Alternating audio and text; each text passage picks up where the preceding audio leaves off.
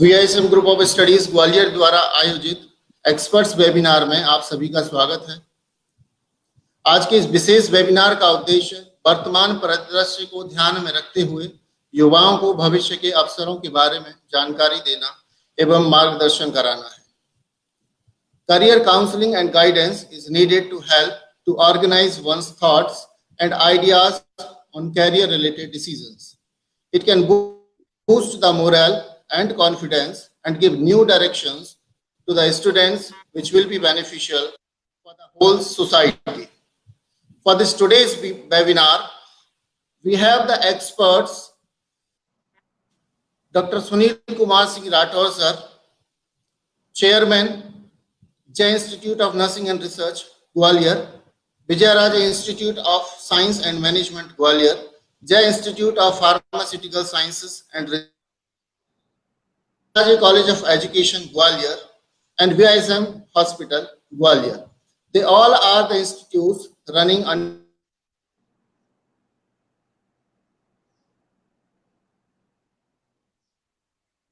mathematical approach in 2006 from Jivaji University, Gwalior. Sir has also pursued her MSc in Applied Math in 1996 from Madhav Institute of Technology and Sciences, Gwalior, from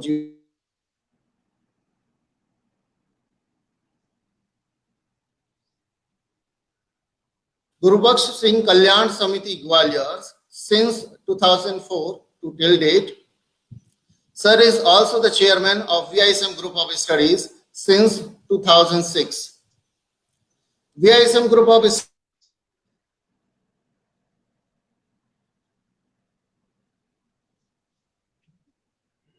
प्रदेश उपाध्यक्ष उच्च शिक्षा विकास समिति ग्वालियर, पूर्व जिला संयोजक शिक्षा प्रकोष्ठ Bharatiya Janata party Gwalior, प्रदेश सह संयोजक एवं अन्य कई पदों पर सर ने रह चुके हैं। कोई प्रिपरेशन नहीं। Computer Society of India, Prabhat Welfare Society Gwalior, Gwalior Vikas Samiti Gwalior और अन्य कई ऐसी संस्थाओं की सदस्यता प्राप्त है। सर आपके द्वारा ग्वालियर चंबल संभाग ही नहीं अपितु पूरे मध्य प्रदेश में सामाजिक कल्याण एवं आर्थिक विकास के लिए महत्वपूर्ण योगदान दिया जा रहा है। आज के इस वेबिनार में एक्सपर्ट के रूप में सम्मिलित होने के लिए आपका बहुत बहुत धन्यवाद सर। अब मैं आज के हमारे दूसरे स्पीकर जो कि मिस्टर रत्नेश सिंह राठौर, जिन्होंने वर्तमान में PGT mathematicals in India international public school में पिछले लगभग 8 वर्षों से लगातार अपनी सेवाएं प्रदान कर रहे हैं। इससे पूर्व सर के द्वारा प्रिंसिपल इन बेथेस्दा क्रिश्चियन एकेडमी टेकनपुर में भी कार्य किया गया है। सर के द्वारा एमएससी इन मैथमेटिक्स एवं बीएड भी किया गया है। मैं आज हमारे दोनों ही एक्सपर्ट्स जो इस वेबिनार में मुख्य रूप से उपस्थित हैं, आप सभी का, आप दोनों का तहे दिल से स्वागत करता हूं सर।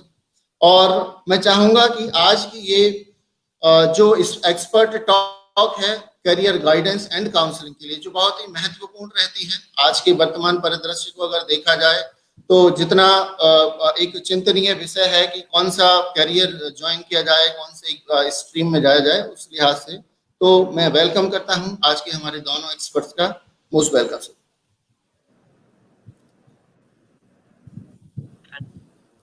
मैं चाहूंगा यहाँ पे हमारे आज के वक्ता मिस्टर रत्नेश सिंह राठौर सर से कि आज के इस वेबिनार को अपने एक्सपर्ट लेक्चर से स्टार्ट करें। Welcome sir. Thank you. I, Ratnesh Rathore, PGT Mathematics from India International Public School, welcome all parents, teachers, and students in this live webinar today. Very first, I would like to say thanks to the entire VISM team, and especially thanks to Honorable Chairman VISM JINR Group of Studies, Dr. Sunil Rathod to conduct webinar on career counseling. A lot of students will get guidance about their career.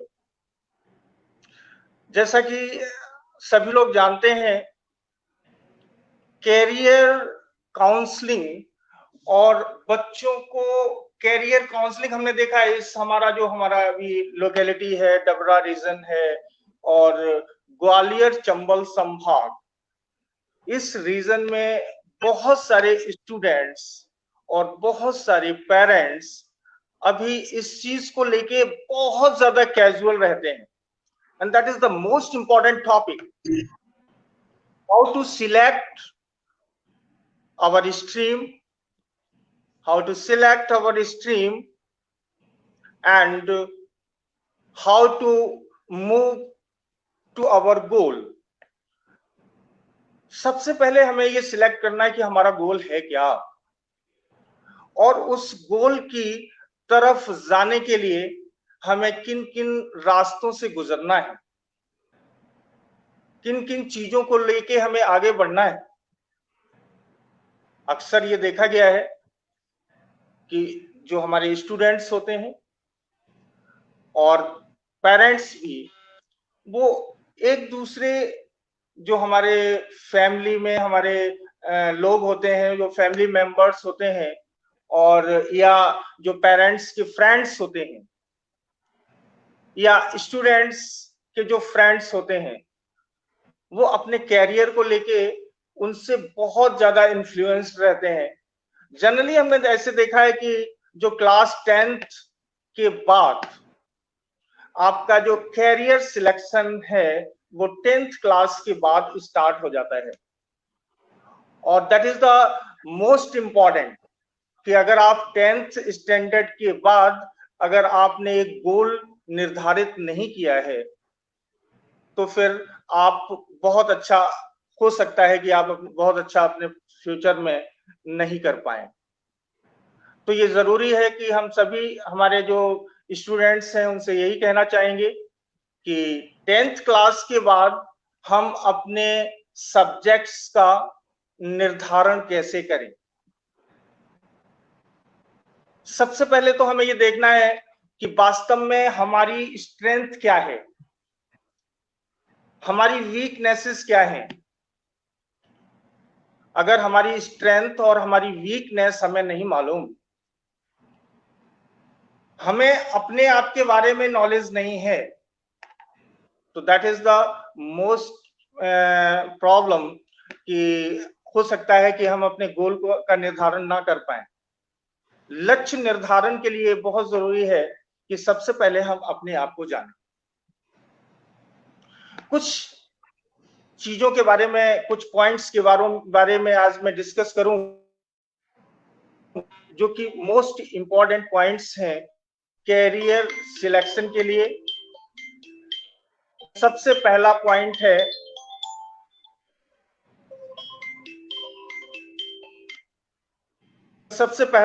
है particular skills. हर student की एक particular skill होती है. Each student is differ from other students. हर एक students जो होता है वो अदर स्टूडेंट्स से जो होता है वो डिफर होता है. और हमने देखा है जनरली जो हमारे पेरेंट्स होते हैं वो क्या चाहते हैं कि नहीं, हमारे पड़ोस का, हमारे फ्रेंड का बच्चा ये कर रहा है तो हमें अपने बच्चे को भी वही कराना है. लेकिन जनरली होता है क्या है, स्किल्स जो होती हैं वो डिफरेंट होती हैं. जो हमारा एक इंटरनल टैलेंट होता है, हर स्टूडेंट का, हर पर्सन का एक इंटरनल टैलेंट होता है. अगर हम उस टैलेंट को देख के आगे बढ़े तो हम अपनी लाइफ में, अपने फ्यूचर में बहुत अच्छा कर सकते हैं. तो सबसे पहला पॉइंट है हमारी स्किल्स क्या हैं और इन स्किल्स को हम डेवलप कैसे करें. हमारी एबिलिटी क्या है, हमें क्या पसंद है और क्या पसंद नहीं है. What are our likes and dislikes. उसके बाद दूसरा पॉइंट आता है कि जनरली हमने देखा है कि स्टूडेंट्स भी कैजुअल रहते हैं कि नहीं, हो सकता है हमें पहले पढ़ाई करनी है, पढ़ाई करने के बाद हमें कुछ ना कुछ तो मिल ही जाएगा, और जो हमें मिल जाएगा उसी से हम काम चला लेंगे। तो लक्ष्य निर्धारण अगर हम करते हैं अपनी लाइफ में, तो हम बहुत अच्छा कर सकते हैं और एक एक्स्ट्रा ऑर्डिनरी कर सकते हैं। हमें ऑर्डिनरी की तरफ नहीं भागना है। जनरली हम लोग क्या करते हैं कि जो मिल गया उसी में संतुष्ट। तो ये चीज आपको ध्यान देनी है कि किसी चीज में हम जल्दबाजी ना करें। सबसे पहले हम अपने आप को जज करें कि हमें क्या करना है, हमारी स्किल्स क्या हैं, हमारी नॉलेज क्या है, हमारा इंटरेस्ट क्या है, हमारी एबिलिटीज क्या हैं। और सबसे महत्वपूर्ण चीज, जब हम 10th क्लास में होते हैं, 10th क्लास को पास आउट करके जाते हैं और 11th क्लास में जब हम लोग जाते हैं तो हमें स्ट्रीम सिलेक्ट करनी पड़ती है एक स्पेशल फील्ड में जाने के लिए। कोई बच्चा साइंस ऑप्ट करता है, कोई कॉमर्स ऑप्ट करता है, कोई बच्चा ह्यूमैनिटी लेता है, कोई बच्चा एग्रीकल्चर फील्ड में जाता है। There are many more fields you can select after the 10th class। और उसमें भी कौन कौन से सब्जेक्ट हमें कौन कौन से सब्जेक्ट्स लेने हैं, इन सब्जेक्ट्स के चयन में बहुत ज्यादा इंपॉर्टेंट है कि अगर आप सब्जेक्ट का चयन करते हैं तो अपनी अपनी एबिलिटी को देखें कि हमारे अंदर क्या एबिलिटीज हैं। अगर आपने सडन सब्जेक्ट सिलेक्शन या स्ट्रीम सिलेक्शन किया है तो आई थिंक आप बहुत अच्छा नहीं कर सकते हैं। या आपने अपने पेरेंट्स के, जनरली हमने देखा है यहाँ तो सारे स्टूडेंट्स, अरे नहीं पापा ने ऐसा बोला है, मम्मी ने ऐसा बोला है कि हमें तो इंजीनियर बनना है, हमें डॉक्टर बनना है, हमें तो सीए बनना है, पापा ने बोला है इसलिए हमें सीए बनना है। हमारी पर्सनल डिजायर्स क्या है? हमारा स्टूडेंट से यही कहना है, just we have to go with our personal desires. हमारी पर्सनल डिजायर्स क्या हैं और हमारी एबिलिटीज क्या है, हमारी स्किल क्या है, उसे पहचानिए और उस स्किल को पहचान के, अपनी एबिलिटीज को पहचान के आप अपने सब्जेक्ट्स का चयन करें। और जब ऐसा आप करेंगे तो आगे उन सब्जेक्ट्स को आप जब पढ़ेंगे तो आपको अच्छा लगेगा, आप इंटरेस्ट आएगा आपको उनमें, और आप उनमें बहुत अच्छा कर सकते हैं, बहुत सारी चीजें उससे सीख सकते हैं। जिस सब्जेक्ट में आपका इंटरेस्ट नहीं है, और इन सब्जेक्ट्स में भी हमने देखा है, जैसे मैं स्पेशली मैथमेटिक्स का टीचर हूं और आज लास्ट लगभग 20 ईयर्स से मैं मैथमेटिक्स पढ़ा रहा हूं सीनियर सेक्शन में 11th और 12th में।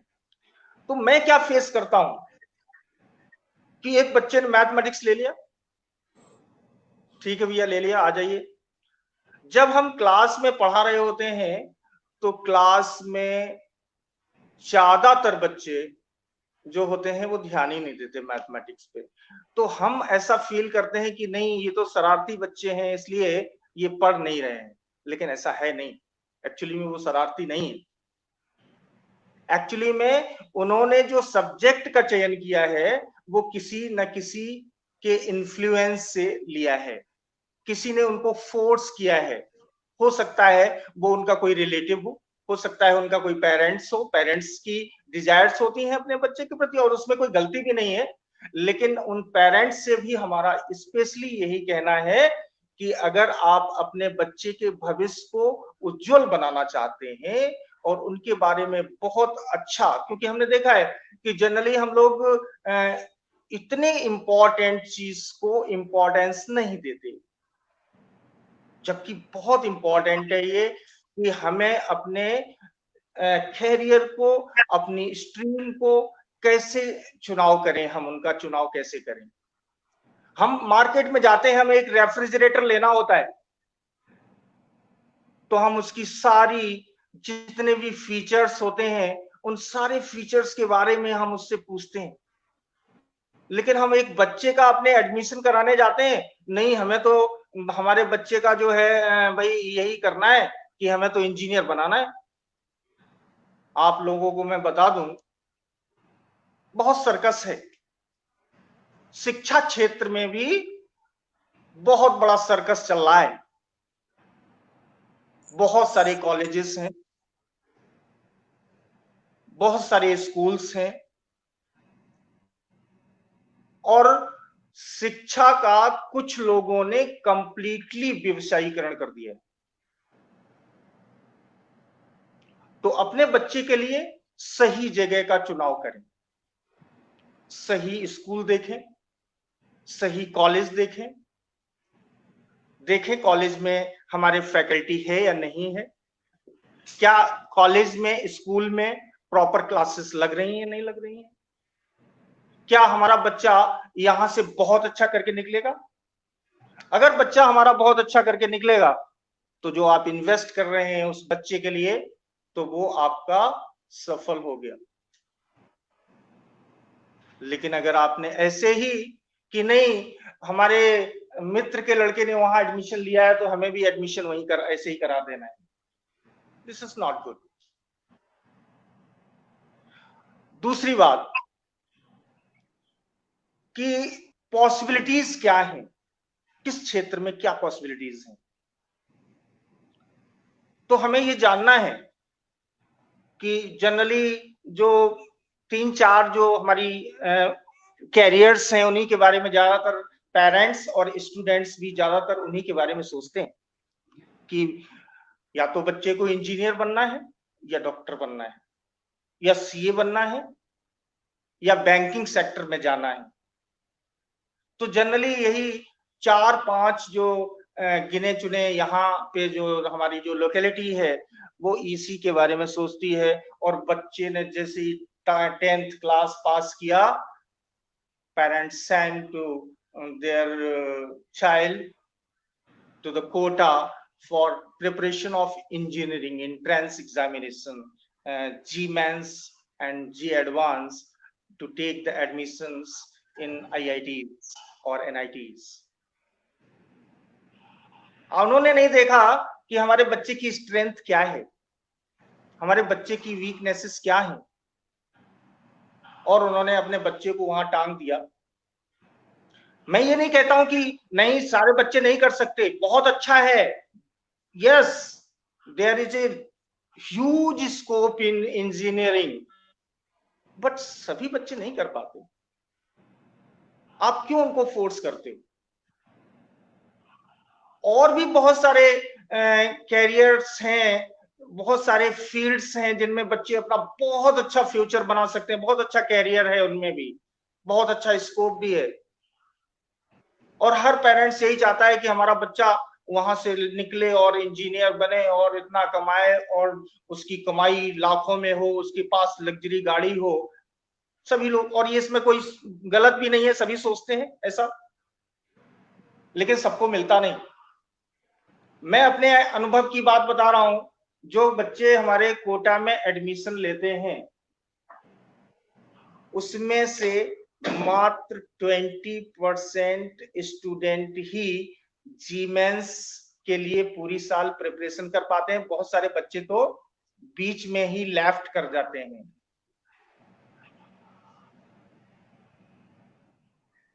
और पैसा भी खराब होता है, समय भी खराब होता है। तो मैं ये चाहूंगा कि स्टूडेंट्स बहुत केयरफुली अपने सब्जेक्ट का, अपनी स्ट्रीम का, अपने कैरियर का, अपने गोल का निर्धारण करें। उसके बाद हमें ये देखना है कि भाई हमने जो सब्जेक्ट या हमने जो अपना गोल निर्धारित किया है, क्या हम वहां तक पहुंचेंगे, तो उसमें क्या इन्वेस्टमेंट है। और इन्वेस्टमेंट जो है उसके बाद उसमें टाइम ड्यूरेशन क्या है, हमें कितना टाइम इन्वेस्ट करना है, कितना टाइम लगने वाला है वहां तक पहुंचने में, उस गोल तक पहुंचने में। उस गोल तक पहुंचने में हमारी एज क्या होगी, उसके बाद हमें रिटर्न्स क्या मिलने वाला है, हम किस फील्ड में जाने वाले हैं, वहां क्या स्कोप है।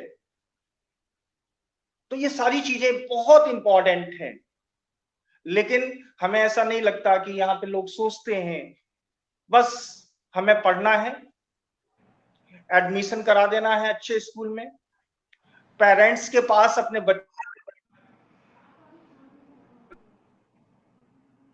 और बच्चों के लिए जब समय आपके पास नहीं है, इसीलिए आप उनके लिए सही चीजों का निर्धारण नहीं कर पाते हैं, क्योंकि हम अपने बच्चे को समझ ही नहीं पा रहे हैं। We are unable to understand our child, नहीं समझ पा रहे। इसलिए हमारा कहना है कि सभी पेरेंट्स जो हैं वो अपने बच्चे पे फोकस करें,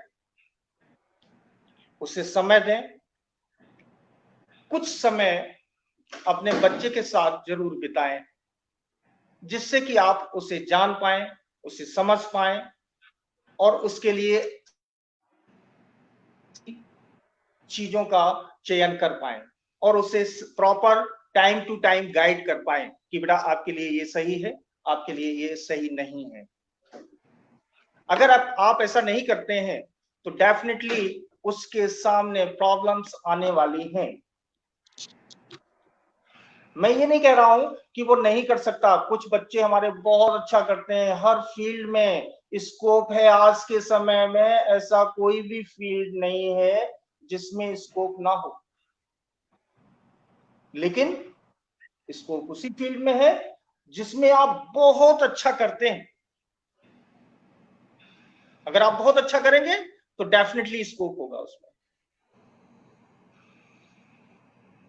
उसके बाद एक नेक्स्ट पॉइंट हमारे पास है जो कि बहुत ज्यादा इंपॉर्टेंट पॉइंट है। तो पॉसिबिलिटीज, आपको मेरी बात समझ में आई होगी। सबसे पहले हमने जो आपको बताई कि हमारे किस कैरियर में, किस फील्ड में क्या पॉसिबिलिटीज है, और ये पॉसिबिलिटीज जो है उसकी स्कोप को डिसाइड करती हैं। आपके पास क्या है, हम क्या दे सकते हैं और हमें क्या चाहिए, वास्तव में हम हैं क्या, हमें कहां जाना है, कहां पहुंचना है। और जब हमें ये मालूम होता है ना कि हमें कहां पहुंचना है, तो रास्ता अपने आप आसान हो जाता है। हर साल इंजीनियरिंग में I think 12 lakh to 13 lakh student entrance exam में बैठते हैं, जिसमें से केवल 1 लाख 2 लाख स्टूडेंट्स जो होते हैं जनरली वो जी मेंस को क्वालिफाई कर पाते हैं, मींस एनआईआईटी के लिए क्वालिफाई कर पाते हैं, एनआईटी के लिए। उसके बाद जो जी मेंस क्वालिफाई कर जाते हैं, एडवांस के लिए जाते हैं, और जी एडवांस में वो बच्चे जब बैठते हैं तो मात्र ऑल ओवर इंडिया में आई थिंक 10,000 और 10,500 सीट्स जो हैं अवेलेबल हैं आईआईटी की। तो सोचिए जरा, 12-13 लाख स्टूडेंट बैठते हैं और उसमें आईआईटी के लिए कितने जा रहे हैं, 10,000 और 10,500 approximately students goes for IIT. अब क्या उसमें भी, अभी हमने देखा, हमने कल एक बच्चे से पूछा, अपने स्कूल में बच्चे जो हमारे यहाँ 10th क्लास से 11th क्लास में एडमिशन ले रहे हैं, तो हमने कुछ बच्चों से पूछा, हमने बेटा आप क्या सब्जेक्ट लेना चाहते हैं। तो उस बच्चे का जवाब था कि सर मैं तो मैथमेटिक्स लूंगा। तो मैंने उससे पूछा भाई मैथमेटिक्स क्यों लोगे।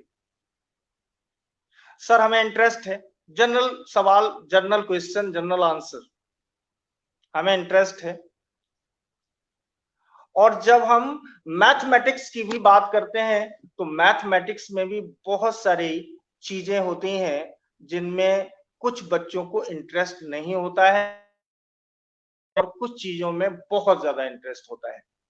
ऐसे ही अदर सब्जेक्ट भी है भाई। अगर आईआईटी में आप जा रहे हैं तो डेफिनेटली आपकी स्किल इतनी अच्छी होनी चाहिए कि आपके पास मैथमेटिक्स को पढ़ने की भी एबिलिटी है, आपको फिजिक्स पढ़ने की भी एबिलिटी है, और आपको केमिस्ट्री पढ़ने की भी एबिलिटी है। जनरली हमने ऐसा देखा गया है कि तीनों सब्जेक्ट्स जो होते हैं बहुत ही कम बच्चों के बेहतर होते हैं। किसी का 2 सब्जेक्ट अच्छे हैं तो किसी का 1 सब्जेक्ट अच्छा है। तो ये सारी चीजें हमने देखी। तो मैं यही कहूंगा लास्ट में कि आपकी जो अंडरस्टैंडिंग है आपके कैरियर को लेके, दैट वेरी इंपॉर्टेंट रोल। और इसी क्रम में क्योंकि हम लोग देखते हैं जनरली कि मैं आईआईपीएस स्कूल से मैथमेटिक्स का पीजीटी हूं, और हर वर्ष वीआईएसएम ग्रुप ऑफ स्टडीज हमें एक कैरियर काउंसलिंग प्रोवाइड कराता। कम से कम 4 या 5 साल से लगातार हमारे बच्चों के लिए कैरियर काउंसलिंग प्रोग्राम ऑर्गेनाइज करता था ऑफलाइन। लेकिन इस बार ये कोविड-19 क्राइसिस की वजह से वो फेस टू फेस हम लोग नहीं हो पाए। और मैं चाहूंगा जो कि चेयरमैन ऑफ वीआईएसएम और जेएनआर ग्रुप ऑफ कॉलेजेस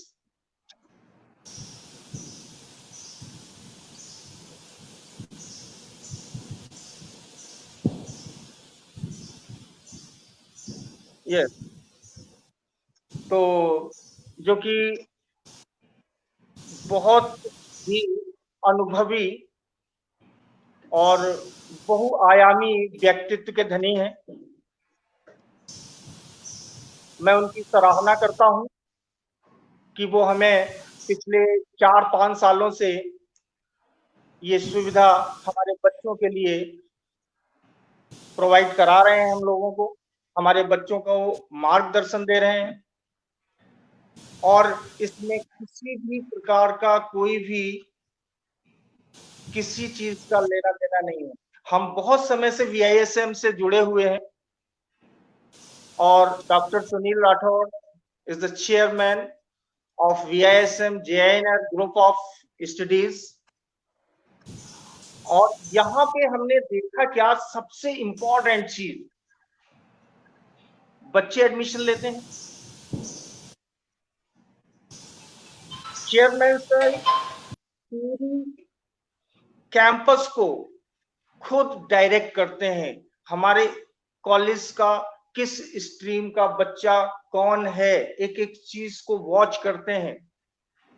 किसमें क्लास प्रॉपर चल रही है, कौन प्रॉपर क्लास नहीं चल रही है। That is the only college in Gwalior Chambal संभाग provides regular classes in nursing, and that is the best faculty in JINR college. और उसके साथ साथ में जो एक्स्ट्रा करिकुलर एक्टिविटीज जो है उन पे भी बहुत ज्यादा फोकस किया जाता है। बच्चे हमारे बहुत सारे ऐसे होते हैं कि हमें बच्चों को डिप्रेस नहीं करना है। आपने देखा है कि बच्चे हमारे बहुत, अगर हम उनको एक ही काम में लगाए रहते हैं तो हो सकता है कि बच्चे थोड़ा सा डिप्रेस हो जाते हैं। तो उस डिप्रेशन को अवॉइड करने के लिए बहुत सारी एक्स्ट्रा करिकुलर एक्टिविटीज भी वीआईएसएम जेआईएनआर कॉलेज प्रोवाइड कराता है, जैसे कि एनसीसी हुई, टाइम टू टाइम बहुत सारे सेमिनार्स प्रोवाइड कराता है, कुछ प्रतियोगिताएं भी होती हैं, कंपटीशंस भी रखे जाते हैं इस कॉलेज में, जो डिफरेंट इंटर कॉलेज कहना चाहिए कॉम्पिटिशन्स होते हैं, डिफरेंट डिफरेंट कॉलेज के बच्चे पार्टिसिपेट करते हैं, डिफरेंट डिफरेंट स्कूल्स के बच्चे पार्टिसिपेट करते हैं, और एक बहुत ही फैमिलियर एटमॉस्फेयर, बिल्कुल क्लियर। तो मैं चाहूंगा कि अगर आप नर्सिंग फील्ड में या कहना चाहिए किसी प्रोफेशनल फील्ड में जिसमें बहुत सारे प्रोफेशनल कोर्सेज जो है VISM प्रोवाइड कराता है, जैसे कि हमारा BSc नर्सिंग हुआ, ANM हुआ, GNM हुआ, जिसकी बेस्ट फैकल्टी JINR कॉलेज हमारे ग्वालियर संभाग में तो मैंने नहीं देखा कहीं नर्सिंग की क्लासों को चलते हुए। तो that is the only college in Gwalior Chambal Sambhag provides the regular classes in nursing field। और बहुत अच्छा लगता है जब हम कॉलेज के अंदर आते हैं ना, तो माइंड ब्लोइंग फीलिंग कि नहीं यार ये कॉलेज है यार, मानना पड़ेगा इस चीज को। तो हम चाहेंगे सभी हमारे जो स्टूडेंट्स हैं, अगर वो मेडिकल फील्ड में या मेडिकल स्टाफ के रूप में या नर्सिंग फील्ड में, है ना, अगर कोई अपनी पहचान बनाना चाहता है, अपना करियर बनाना चाहता है, तो definitely you have to select the college VISM JINR in Gwalior. और मैं रिकमेंड करता हूं बिल्कुल फाइनली डायरेक्टली, अगर बच्चा मेरे से पूछता है कि सर मैं कहां जाऊं, मेरा भी बच्चा, मैं आपको बताऊं एक और इंपॉर्टेंट चीज, मेरा बच्चा, खुद का बच्चा इसी VISM कॉलेज में BSc फाइनल ईयर का स्टूडेंट है एंड फर्स्ट ईयर में टॉप किया उसने।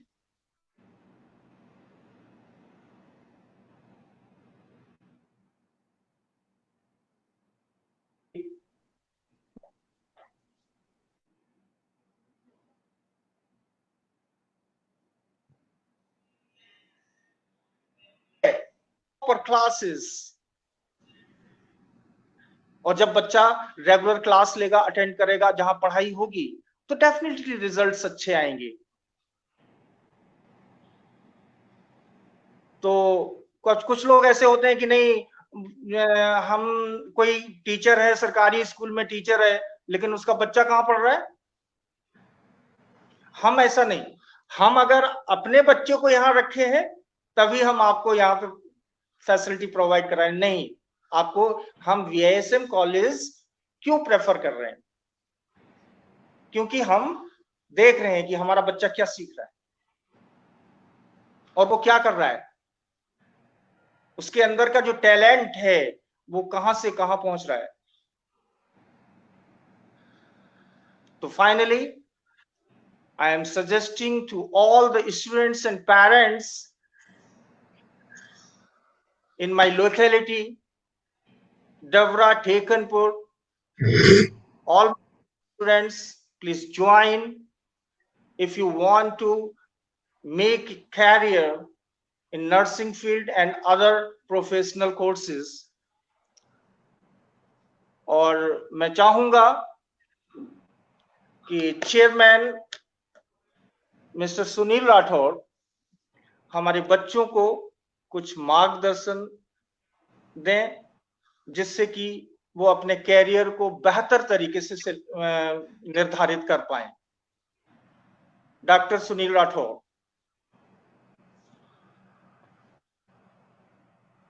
नमस्कार रत्नेश जी, आपका बहुत बहुत धन्यवाद।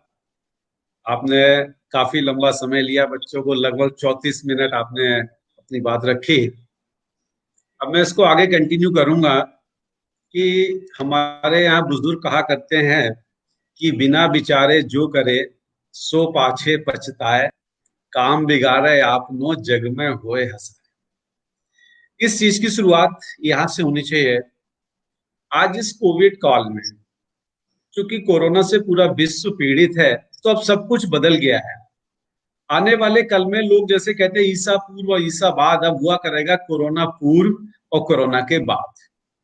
आज गवर्नमेंट ने अपने नए नॉर्म्स दिए हैं कि हमें किस तरह से जीवन जीना है, किस तरह से रहना है। पिछले साल की अगर हम बात करें तो इन दिनों कैरियर फेयर्स कई समाचार पत्रों के द्वारा, एफएम के द्वारा, कई बड़े ग्रुपों के द्वारा कैरियर फेयर्स ऑर्गेनाइज किए जाते थे और बच्चे भी इंस्टीट्यूट्स को विजिट करते थे।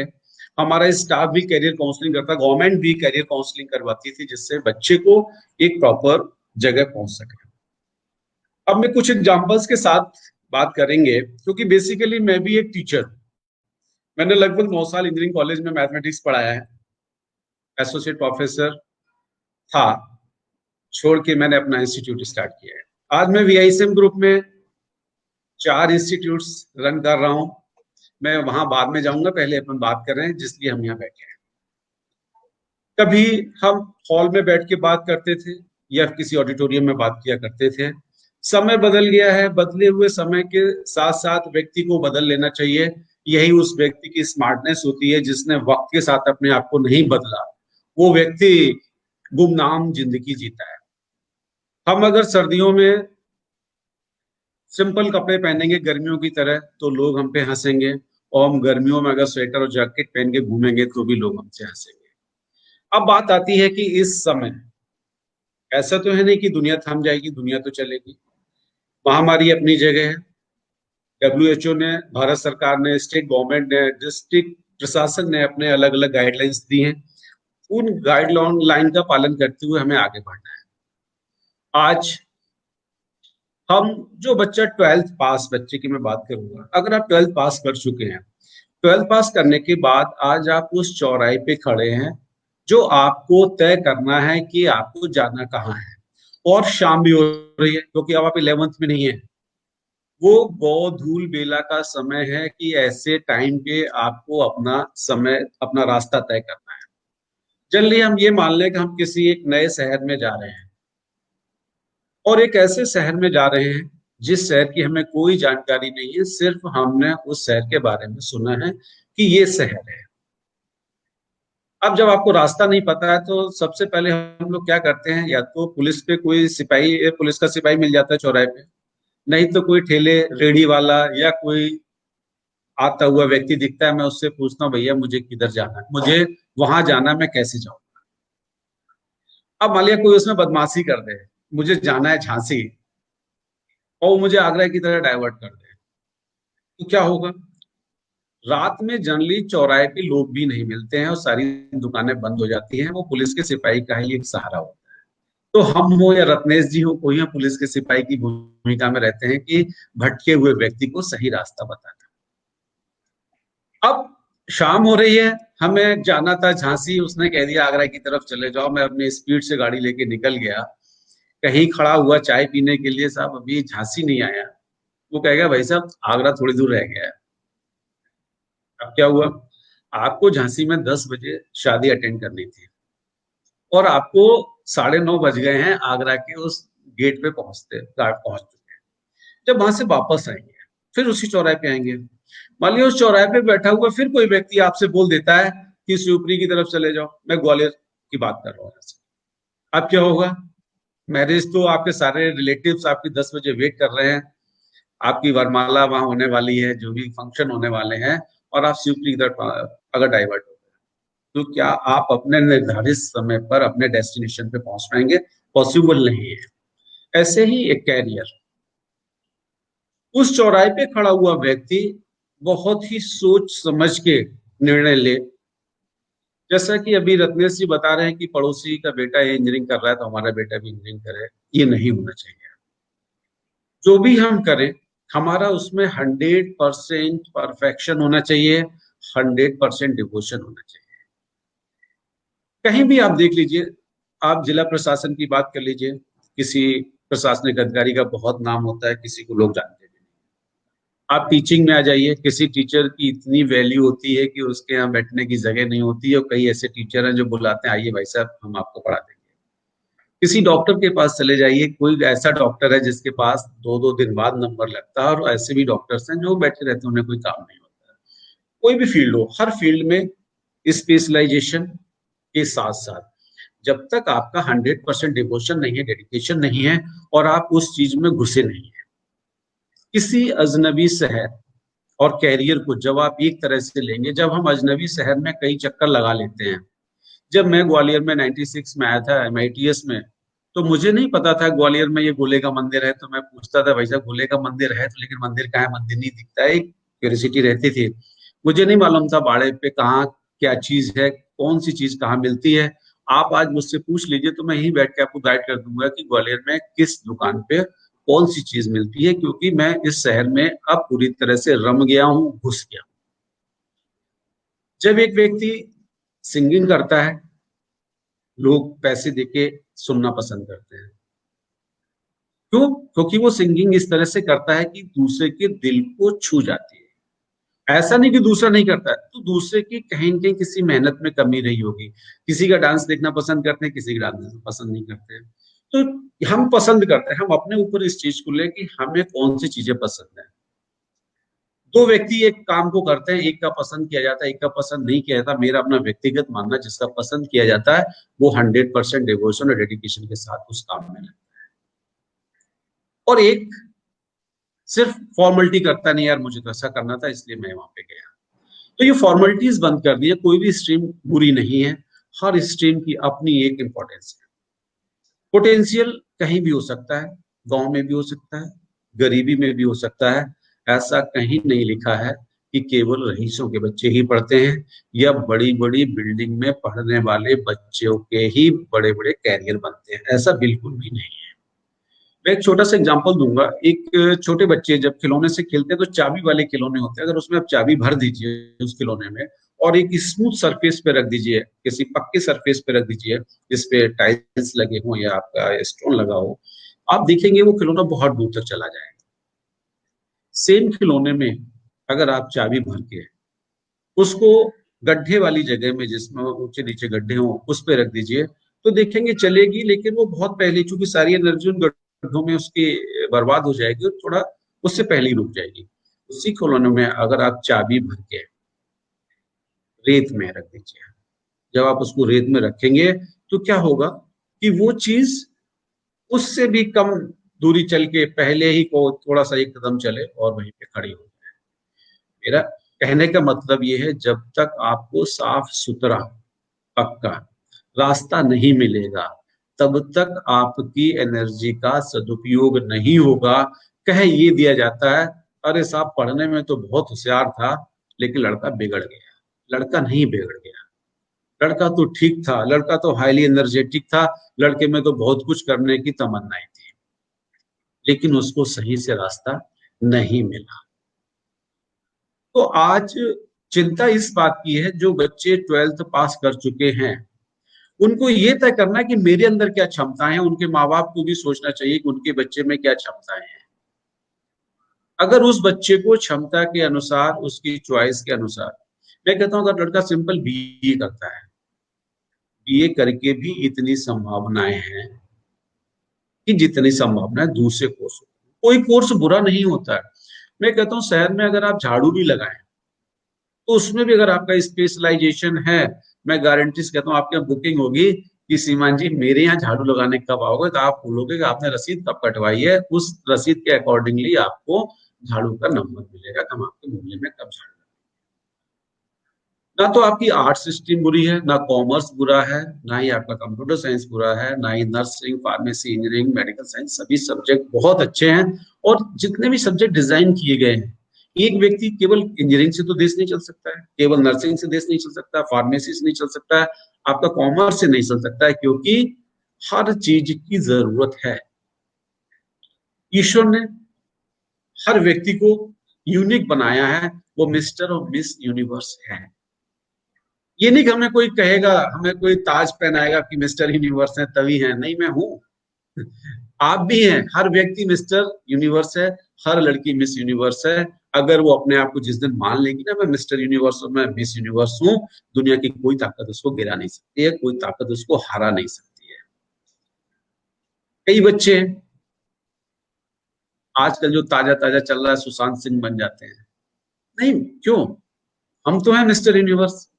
आप कर सकते हो तो हम भी कर सकते हैं। ऐसा दुनिया में कोई काम नहीं है जो नहीं कर सकता। रत्नेश जी मुझे तब से जानते हैं जब से मैं इस ग्वालियर में आया था। मेरे पास ग्वालियर में रहने के लिए छत भी नहीं थी। इस शहर ने मुझे जो दिया, भगवान वो सबको दे। मैंने इसी शहर में सिर्फ और सिर्फ टीचिंग की है। मैं 97 से कैरियर काउंसलिंग कर रहा हूँ। इंजीनियरिंग की उस समय भोपाल की टैगोर हॉस्टल हुआ करती, तब से मैं वहां बैठ रहा हूँ। वहां भी किए, फिर शहर में भी किए, कॉलेज में भी किए, और यहाँ भी आकर मैं कर रहा हूँ। कहीं इसका मतलब ये नहीं होता अगर हमने कॉलेज खोल लिया और हमारे कॉलेज में जो सब्जेक्ट है वही अच्छे सब्जेक्ट है, मेरा ही कॉलेज बहुत अच्छा है, ये बिल्कुल गलत है। शहर का हर कॉलेज अच्छा है, हर सब्जेक्ट अच्छा है। तरीका वही मैंने आपको बताया, कोई व्यक्ति बुरा नहीं होता, बुरी उसकी परफॉर्मेंस होती है। हर व्यक्ति बहुत अच्छा, हर बच्चा बहुत अच्छा होता है। 18 साल का बच्चा बहुत एनर्जेटिक होता है, उसको अगर प्रॉपर गाइडेंस और प्रॉपर स्ट्रीम मिल जाए उसको। अगर वो नहीं मिलती है तो कहीं न कहीं बच्चा भ्रमित हो जाता है, कुंठित हो जाता है, या फिर होपलेस होने लगता है। धीरे धीरे वो भटक के फिर दूसरे कामों में व्यस्त हो जाता है। मेरे कैरियर में लगभग 22-23 साल को जब से टीचिंग कर रहा हूँ, बहुत से ऐसे बच्चे आज यूएस में भी हैं, यूके में भी हैं, अलग अलग कंट्रीज में काम कर रहे हैं। इंडिया की भी बड़े बड़े फॉर्मों में जिम्मेदार पोस्टों पे बैठ के बच्चे काम कर रहे हैं, उस वक्त के हमारे पढ़ाए हुए। और आज भी जो यहाँ से पढ़ के जा रहे हैं वो भी अच्छे पदों पे बैठे। कहा जाता है पूत के पांव पालने में दिखते हैं, ये बिल्कुल सच है। एक पुलिस वाला चेहरा देख के बता देता है कि ये क्राइम करके आया है, नहीं। वो इन्वेस्टिगेशन एक प्रोसेस है, उस प्रोसेस से गुजरता है। लेकिन चूंकि इतना एक्सपीरियंस हो जाते हैं पुलिस वाले को, देख के बता देते हैं कि इस व्यक्ति ने हरकत की होगी या नहीं की होगी। इन्वेस्टिगेशन से उनका प्रूफ होता है वो हुआ है नहीं हुआ। ऐसे ही अगर कोई रियल टीचर है, अगर वो बच्चों में खोया हुआ है, अगर वो बच्चों के साथ 100% लगा हुआ है, क्योंकि मुझे नहीं लगता टीचिंग से अच्छा कोई दूसरा प्रोफेशन हो सकता है। रिस्पेक्ट और पैसा दोनों टीचिंग में है। एक सेटिस्फेक्शन है कि क्लास में बैठे हुए 60 बच्चे मेरी बात सुनते हैं, मुझे फॉलो करते हैं, और मैं उनको एक अच्छा इंसान बनाता हूं। इससे बड़ा कोई दूसरा धर्म का काम हो ही नहीं सकता। तो एक टीचर जब बच्चे के सामने आता है और जब बच्चा उससे रूबरू होता है, तो टीचर को क्लास में दिख जाता है कि इस 60 में से कितने बच्चे क्या करेंगे। ऐसे ही जब हम काउंसलिंग करते हैं, बच्चा सामने आता था तो बात हो जाती है। अब तो चूंकि सिस्टम चेंज हो गया है, सामने बात नहीं हो पाती, फिर भी हम बच्चों से कहेंगे अगर आपकी कोई क्वेरी है, आप कुछ जानना चाहते हैं, जरूर मुझसे पूछिए, हमें जितनी जानकारी है हम आपको देंगे। इंजीनियरिंग में बच्चे जाना चाहता है तो उसको नो डाउट इंजीनियरिंग में जाना चाहिए। अगर बच्चे को मेडिकल साइंस में एमबीबीएस करना है वो करना चाहिए, उससे बच्चे को रोकना नहीं चाहिए। क्योंकि पेरेंट्स 4-5 साल का समझौता कर लेगा तो हो सकता है बच्चा आपको उससे हजारों गुना रिटर्न कर सकता है। अब बच्चे में क्षमताएं अगर नहीं है और नहीं करना चाहता है तो उसको जोर जबरदस्ती बिल्कुल भी नहीं करना चाहिए, क्योंकि मैं फिर कहता हूँ समय लिमिटेड है। अगर हमने इधर उधर भटकने में लगा दिया, हम अपने डेस्टिनेशन तक नहीं पहुंच पाएंगे। बड़े बुजुर्ग कहानी तो बहुत सुनाते हैं, ऐसा होना चाहिए, वैसा होना चाहिए। अर्जुन ने भी आंख को देखा था, मछली की आंख को देखा। अर्जुन को गांडीव या उनके पास जो धनुष था वो तो बच्चे को दो, बच्चे को धनुष तो दिया नहीं है, तीर कमान तो उसके पास है नहीं, और उससे कहता है अर्जुन की आंख देखो। तो ये भी थोड़ा कहीं न कहीं एक नाइंसाफी है। पहले बच्चे को आप अच्छा सा एक धनुष बांट दीजिए, फिर उससे कहिए अर्जुन की आंख को देखिए। और फिर अर्जुन की आंख उन्होंने कब देखा था? जब उन्होंने उससे पहले बहुत कठिन अपना कोर्स कंप्लीट किया। तो हम कोर्स कंप्लीट कराएं, बच्चे को, पिताजी की एक जिम्मेदारी होती है, माँ बाप की रिस्पॉन्सिबिलिटी होती है कि हम बच्चे को किस इंस्टीट्यूट में एडमिशन करा रहे हैं, किस स्कूल में एडमिशन करा रहे हैं। आज थोड़ा समय बदल गया है, इस एंड्रॉयड फोन के कई फायदे हैं और कई नुकसान भी हैं। गूगल जैसे पहले कहा करते थे ना, वो जिन्न बता देता था कि कहाँ क्या है, किसके बारे में पूरी जानकारी दिया करते थे लोग। तो आज गूगल महाराज ऐसे हो गए हैं, गूगल महाराज से आप जो भी बोलोगे उसका आपको तुरंत आंसर मिल जाता है। अब इसका सही हम सदुपयोग करें या दुरुपयोग करें तो 18 साल की उम्र में हम आप भी रहें तो हम आप भी समझ सकते हैं। थोड़ा बच्चे को उससे हमें दूर भी करना और उसको उसकी हकीकत बतानी है कि इसको आप करोगे, शर्म छोड़नी पड़ेगी। हमारा बच्चा भी 12th कर रहा है, इस बार 12th के एग्जाम दिए, हम उससे नहीं शर्म करते हैं, उसको बताना पड़ता है बेटा आपको इस तरह से चलना है और आपको ऐसा करना है। हम अगर बच्चे से, अब चाचा तो है नहीं घर में, दादा भी नहीं है, दादी भी नहीं है, नाना नानी नहीं है, वो कहीं रह रहे हैं, हम कहीं रह रहे हैं। वो बच्चे बड़ा किस्मत वाले होते हैं जिनके पास, जिनके घर में दादा दादी और नाना नानी होते हैं। चाचा ताऊ जब होते हैं तो वो बता देते हैं, पिता को इतनी चिंता की जरूरत नहीं होती, पहले पिता इतनी चिंता नहीं किया करते थे, परिवार चिंता कर लेते थे। क्योंकि ये परिवार न्यूक्लियर हो गया है, मम्मी पापा तक ही बच्चे सीमित रह गए हैं, तो मम्मी अलग बिजी हैं, पापा अलग बिजी हैं, तो बच्चे अलग बिजी हैं। तो हमें वो भी थोड़ा देखना पड़ेगा कि बच्चे कहाँ बिजी हैं, व्यस्तताएं उनकी पढ़ाई में है या कहीं और है। कई बच्चे ऐसा इंस्टीट्यूट पसंद करते हैं जो उन पर रोक टोक नहीं है। अगर 18 से 22 साल में रोक टोक नहीं होगी, आज मेरी कोई रोक टोक करे तो क्या मतलब है, मेरी रोक टोक करने का कोई मतलब नहीं है, क्योंकि मैं वो काम करूंगा ही नहीं जिसमें नुकसान। रोक टोक की जरूरत होती है 18 से 22 साल के बीच में। अगर हम वहां बच्चे की रोक टोक करते हैं, बुरा जरूर लगता है, बच्चे को बुरा लगता है, हमें भी उस वक्त रोका जाता था तो मुझे बुरा लगता था।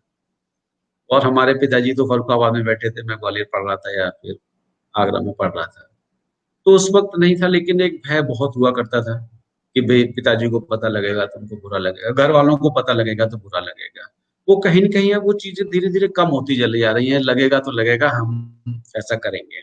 हमें तो एक बच्चे को उससे बचा के ले जाना है। जैसे हम गाड़ी को ड्राइव करते हैं तो कई बार हमें कट मारने पड़ते हैं अपने आप को सुरक्षित रखने के लिए, ऐसे ही बच्चे के साथ भी हमें करना पड़ेगा कि वो कट भी मारने पड़ेंगे पेरेंट्स को, कि जिम्मेदारियां आपकी डबल ट्रिपल जिम्मेदारी हो गई है, क्योंकि आप अकेले हैं, पहले आपके पेरेंट्स भी थे और आपके चाचा ताऊ भी साथ में रहते थे, तो जिम्मेदारियां बढ़ जाती थी। 100% जिम्मेदारी माँ बाप पे आ गई है कि बच्चा क्या कर रहा है वो भी आपको देखना है, नौकरी भी आपको करनी है, पैसे कमाओगे तभी आप बच्चे को पढ़ा पाओगे। तो बच्चों, जो आपकी एनर्जी है, जैसे हमने कहा खिलौने में जब हम चाबी भर देते हैं, एनर्जी है, हम किसी बच्चे को कभी कमजोर नहीं आते हैं। कोई बच्चा कमजोर होता है परिस्थितियों के कारण। एक बच्चा प्यून बनता है, एक बच्चा क्लर्क बनता है और एक बच्चा आईएएस, सिविल सर्विस में जाता है, आईएएस आईपीएस जो भी होता है, एडमिनिस्ट्रेशन में बैठता है। पढ़ाई एक ही साथ की होती है, अंतर इतना ही होता है कि उसको समझ में आ गया था कि दुनिया का सबसे ताकतवर व्यक्ति वो होता है जो एजुकेटेड होता है, लिटरेट होता है। लिटरेसी और एजुकेशन दोनों ही अलग अलग है, जिसके पास दोनों होती है। हम दिलो दिमाग से ये निकाल दें कि पढ़ाई सिर्फ नौकरी के लिए होती है। हमारे देश के माननीय प्रधानमंत्री जी कई बार अपील कर चुके हैं कि स्टार्टअप होना चाहिए, स्वयं सेल्फ अपना काम स्टार्ट करिए और आप दूसरों को भी नौकरी दीजिए, दूसरों की भी रोजी रोटी चलाइए। हम क्या करते हैं, हमने पढ़ाई की कि साहब हमें क्या बनना है, हमारा माइंड तो पहले ही बन चुका है कि हमें तो बाबू बनना है। ऐसा मत सोचिए, आप अपनी पढ़ाई को ईमानदारी से करिए, पढ़ाई को नौकरी से कभी मत जोड़िए। अगर आपने 12th ईमानदारी से किया है, मैं भी मैथमेटिक्स का ही हूँ मैं मैथमेटिक्स में पीएचडी हूँ। आप अगर बच्चे का 8th 9th 10th 11th 12th 5 साल ईमानदारी से अगर उसने पढ़ा ना, अरिथमेटिक अलजेब्रा ठीक से पढ़ा हुआ है अगर उसने, और आपकी इंग्लिश ठीक है, रीजनिंग आ जाती है, तो ऐसा हिंदुस्तान का कोई भी क्लरिकल टेस्ट नहीं है जो आप क्वालिफाई ना कर। मैं एनडीए की गारंटी लेता हूं, अगर आपने 4 साल ईमानदारी से सब्जेक्ट को पढ़ा है, आप एनडीए इजिली क्वालिफाई कर जाएंगे, आर्मी में अच्छा कैरियर बना सकते हैं। कोई भी टेस्ट हो, अगर आप जैसे कोचिंग की जरूरत पड़ रही बच्चों को, इसलिए पढ़ रही है भाई पॉपुलेशन बढ़ती जा रही है, कंपटीशन बढ़ता जा रहा है, नंबर ऑफ सीट्स कम है, तो एग्जाम को टफ बनाया जा रहा है। मैं कह रहा हूँ ठीक है, आप अगर आईआईटीज नहीं निकाल पा रहे हो यार, एमबीबीएस में आपको सिलेक्शन नहीं मिल पा रहा है, इसके बाद भी कई ऐसे ऑप्शन है। क्लैट में जाइए, अच्छे इंस्टीट्यूट से, आप कॉमर्स में जाइए, स्ट्रीम की कमी नहीं है। अगर आपने 4 साल ईमानदारी से 5 साल बिता लिए, 8th 9th 10th 11th 12th आपने पढ़ा है और नहीं पढ़ा है तो इन छुट्टियों में पढ़ना चाहिए था आपको। अगर ये सारी चीजें आपकी क्लियर हैं, मुझे नहीं लगता है कि आपको कोई भी क्लर्क बनने से रोक सकता है या उस एंट्रेंस जो 12th के पास होते हैं वो आपको कोई रोक पाएगा। इसके बाद बात आती है ग्रेजुएशन कि हम ग्रेजुएशन कैसे करते हैं। हमें अगर अधिकारी बनना है, हमें ऑफिसर्स लाइन में जाना है, उसके लिए ग्रेजुएशन आपको करनी पड़ेगी। आर्मी में अलग बात है, आप एनडीए जाते हो, वहाँ वो एनडीए में आपको ग्रेजुएशन कराते हैं। अगर आपको यहाँ ग्रेजुएशन के बाद सिविल सर्विसेज में जाना है या किसी भी स्ट्रीम में जाना है, तो फिर आपके ग्रेजुएशन के ये 3 साल, वो 5 साल और ये 3 साल। जिस व्यक्ति ने तपस्या की, लोग कहते थे साहब रावण ने तपस्या की तो शंकर जी ने उसको ये वरदान दे दिया, या उसने तपस्या की ये वरदान मिल गया। मैं फिर कहता हूँ कि ग्वालियर कलेक्टर अभी जो वर्तमान में है, इन्होंने वो 5 साल और ये 3 साल, 8 साल उन्होंने तपस्या की होगी, इसलिए उनको वरदान मिला, ग्वालियर के कलेक्टर बन गए। ये वरदान ही है भाई। कहावतों में या हमारे पुराणों में जिस तरह से उस वक्त की सिचुएशन के हिसाब से वो भाषा लिखी हुई है, जिसको हम पहले तपस्या कहते थे, आज की डेट में वो अध्ययन है। जो ऋषि मुनि हुआ करते थे, आज प्रोफेसर और रिसर्चर्स हैं। अगर आप ईमानदारी से अपनी तपस्या पूरी करेंगे, 8th क्लास से लेकर के ग्रेजुएशन तक की तपस्या 100% ईमानदारी से, बिना माँ बाप को दिखाए, बिना अड़ोसी पड़ोसी को दिखाए, बिना दिखावा कि ये छत पे लालटेन रात को जला के या टेबल लैंप जला के पढ़ रहे हैं, साहब पड़ोसी का लड़का बहुत पढ़ रहा है, उनका फलाने का लड़का बहुत पढ़ रहा है, इन चीजों से थोड़ा दूर हट जाइए। अपने स्टडी रूम में बैठ के अगर आप ये 8 साल बिता लेते हैं, तो ईश्वर आपको वरदान देगा, भारत सरकार आपको वरदान देगी, स्टेट गवर्नमेंट आपको वरदान देगी। आपका, मैं नहीं कहते इच्छा वाला आपको वरदान, इच्छा वरदान यही है कि सिविल सर्विस में जाना है, बैंकिंग में जाना है, रेलवे में जाना है, इंश्योरेंस में जाना है, टीचिंग में जाना है, किस सेक्टर में जाना है। मैं गारंटी लेता हूँ 8 साल की तपस्या आपको 100% आपकी फलित होगी और आपको उसका परिणाम पॉजिटिव मिलेगा। अब हम स्ट्रीम तय करें। मैं फिर कह रहा हूँ, बीए भी अच्छा है, बीकॉम भी अच्छा है, बीसीए भी अच्छा है, बीएससी बायोटेक भी अच्छा है, माइक्रोलॉजी अच्छा है, सभी सब्जेक्ट कोई बुरे नहीं है। अब हम आ जाए आज के समय के हिसाब से। आज का जो समय है, जिस तरह से हमारे प्रधानमंत्री जी बहुत चिंतित हैं, हेल्थ सेक्टर वास्तव में आज हमारे देश में उस पे काम होना बहुत जरूरी है और बहुत काम अभी उसमें बाकी है। रिसर्च सेंटर बहुत जरूरी है। ऐसे में लाइफ साइंस से रिलेटेड जितने भी सब्जेक्ट हैं, आपके मेडिकल साइंस से रिलेटेड जितने भी, चाहे वो आपका एमबीबीएस हो, चाहे आपका वो बीएमएस हो या आपका बीएमएस हो, homeopathic, Ayurvedic, allopathic, nursing, pharmacy, paramedical, सभी में आने वाले कल में बहुत अच्छा स्कोप आने वाला है। बहुत जरूरत है 130+ करोड़ का देश को, बहुत लोगों की जरूरत है। हेल्थ वर्कर्स की जरूरत है, नर्सेस की जरूरत है, डॉक्टर्स की जरूरत है, पैरामेडिकल स्टाफ की जरूरत है, फार्मासिस्ट की जरूरत है। जब तक ये देश को अच्छे स्कॉलर्स नहीं मिलेंगे रिसर्च के लिए, केवल एमएससी बायोटेक, माइक्रोबायोलॉजी और ये दूसरे सब्जेक्ट से कर लेने से आप कोई साइंटिस्ट नहीं बन जाएंगे। मैंने फिर कहा कि वहां आपको अपनी पूरी तपस्या करनी पड़ेगी। एक एक टॉपिक को आपको, एक एक चैप्टर को आपको टच करना पड़ेगा, पढ़ना पड़ेगा, समझना पड़ेगा। इसके बाद ही आप एक अच्छे साइंटिस्ट बन सकते हैं। आज देश को साइंटिस्ट की जरूरत है, आज देश को अच्छे डॉक्टर्स की जरूरत है, आज देश को अच्छे नर्स की जरूरत है, अच्छे पैरामेडिकल स्टाफ की जरूरत है, अच्छे फार्मासिस्ट की जरूरत है, अच्छे इंजीनियर की जरूरत है। हर अच्छे व्यक्ति की जरूरत है। अगर अच्छे व्यक्ति नहीं आएंगे तो ये अपनी 130+ करोड़ पॉपुलेशन को कैसे कंट्रोल करेंगे। केवल प्रधानमंत्री जी का ही ठेका नहीं है, ठेका तो बैठे हुए नीचे हर व्यक्ति का है कि हम ईमानदारी से पढ़ के देश के लिए, राष्ट्र के लिए कुछ समर्पित होकर काम करें। अब जब आप ही परिपक्व नहीं होंगे, कच्चे बांस पे अगर आप बोझ डाल देंगे तो कहीं न कहीं जो भी आपने गांव में छप्पर बनाते थे या टीन से डालते थे, वो एक दिन झुकना है, नीचे आना है, क्योंकि वो भी परिपक्व नहीं हुआ है। हमें ह्यूमन रिसोर्सेज जितने भी हैं परिपक्व बनाने होंगे। इसी सबको ध्यान में रखते हुए मैंने 2006 में टीचिंग क्लास में जाना बंद कर दिया। मैं इस प्रोफेशन से बहुत प्यार करता हूँ, मैं इस प्रोफेशन को बहुत पसंद करता हूँ और इस प्रोफेशन में ही ग्वालियर में मैंने एक छोटे से स्कूल से पढ़ाना स्टार्ट किया, फिर इंजीनियरिंग कॉलेज में गया, इंजीनियरिंग कॉलेज से आज मैं यहाँ। मुझे ग्वालियर शहर में जितना सम्मान मिला, इस प्रोफेशन में जितना सम्मान मिला, मैंने कभी उसकी कल्पना भी नहीं की। लेकिन मेरी ईमानदारी से, मुझे अगर सुबह 4 बजे उठना है तो सुबह 4 बजे उठना है, सर्दी हो गर्मी हो इससे मतलब नहीं है। मुझे 5 बजे से पढ़ाना है तो सुबह 5 बजे से पढ़ाना ही है। दिन में कॉलेज जाना है तो जाना ही है, शाम को मुझे काम करने हैं तो करना ही है। एक हमारा एक कमिटमेंट था, एक टाइम से हमने काम किया। तो इन सब चीजों को देखते हुए मैंने 2006 में वीआईएसएम ग्रुप ऑफ स्टडीज की स्थापना की। 2006 में मैं नर्सिंग इंस्टीट्यूट लेके आया, जय institute of nursing and research. ये इस ग्रुप का पहला इंस्टीट्यूट है। उस वक्त मैं मैथमेटिक्स का था। लोग मुझसे कहते थे कि आप नर्सिंग क्यों लेके आ रहे हो, मैथमेटिक्स का आदमी इंजीनियरिंग कॉलेज लेके आना चाहिए। लेकिन मुझे पता था, जिस दौरान मैं प्रोफेसर ओपी मिश्रा साहब के अंडर में पीएचडी कर रहा था, तो सर के सानिध्य में मुझे कई जगह रिसर्च पेपर के लिए जाना पड़ा।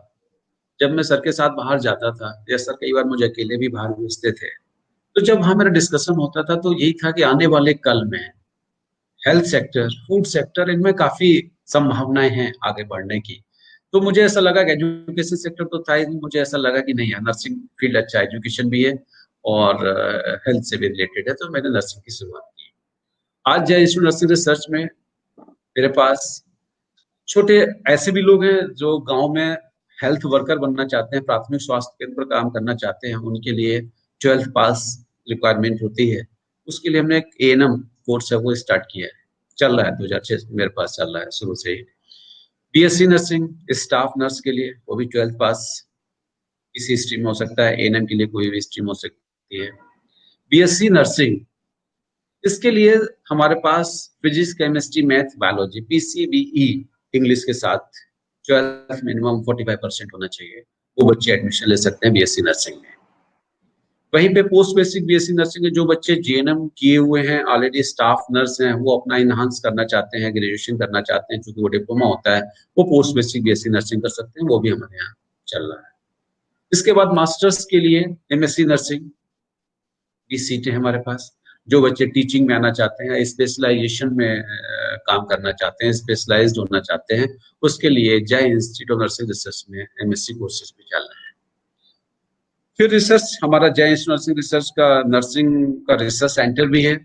उस नर्सिंग रिसर्च सेंटर में पीएचडी भी हो रही है। अभी हमारे यहाँ डॉक्टर नीरज बंसल गाइड है मेडिकल सर्जिकल में, और फ्यूचर में अदर स्ट्रीम में भी पीएचडी साथ से स्टार्ट।